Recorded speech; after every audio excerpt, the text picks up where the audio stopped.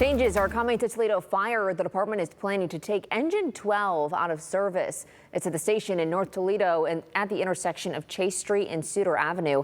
Megan Hartnett joins us in studio. Megan, not everyone is excited for this change. Kaylee, the president of Local 92 says removing one engine from the city will have negative impacts. People who live near the station say they're worried about what will happen when they need to make a call.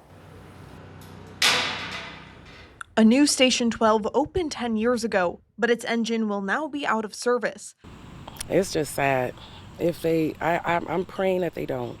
Local 92's president Joseph Sierra says the city placing the engine out of service is an act of retaliation because they lost in fact-finding. The city has 18 engines, and Sierra says every one is necessary. He says the engines are the most important rig when a building is on fire, and without those rigs, fires don't go out. Toledo Fire says Station 12's district has the lowest number of calls for service throughout the department. People who live near Station 12 say they're worried what would happen if it's taken out of service. They're essential workers. Don't we need our essential workers? Essentially, we do.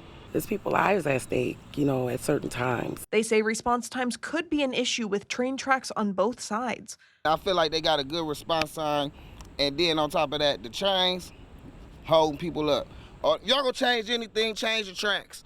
But Toledo Fire says the tracks were part of the decision because trains could delay the engine if it has to go past the tracks. The station's building stands alone, but community members say the crews are part of the neighborhood. I love those guys over there. They come and, we'll talk and laugh to see the joy the kids get from going down there, visiting, walking, talking, everything with them. They can't take that. They shouldn't take that. And it's not just the response time people are worried to see change. It's also the impact the station has on the community.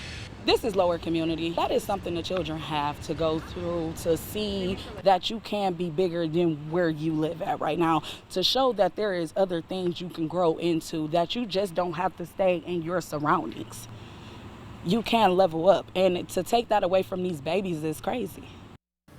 The fire department is also adding a 24-hour EMS supervisor unit and 2 additional medic units as long as staffing levels are met.